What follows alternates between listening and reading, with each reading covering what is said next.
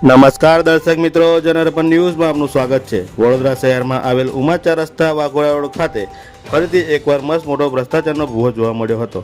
સામાજિક કાર્યકર કમલેશ પરમાર દ્વારા વધુ જણાવ્યું હતું કે વડોદરા શહેરમાં રોજ ભૂવા પડી રહ્યા છે, ત્યારે વડોદરા શહેરના mayor Shri, commissioner Shri, chairman Shri દ્વારા તાત્કાલિક ધોરણે આવા કોન્ટ્રાક્ટરોને બ્લેકલિસ્ટ કરવા જોઈએ અને અધિકારીઓને સસ્પેન્ડ કરવા જોઈએ।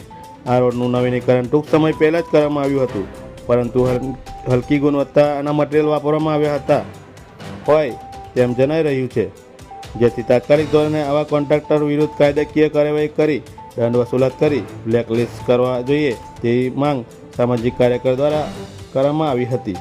રિપોર્ટર નિખિલ ગાયકે સાથે જનઅર્પણ ન્યૂઝ, વડોદરા। વડોદરા શહેરની અંદર ફરીથી ઉમા રસ્તા પાસે ભ્રષ્ટાચારનો મસ્ત મોટો ભૂવો પડ્યો છે। આ ભૂવા પડવાના કારણે જે કહેવાય છે કે નગરજનોને હાલાકી પડી રહી છે। આવા કોન્ટ્રાક્ટરોને બ્લેકલિસ્ટ કરવા જોઈએ, અધિકારીઓને સસ્પેન્ડ કરવા જોઈએ એવી અમારી ખાસ માંગ છે।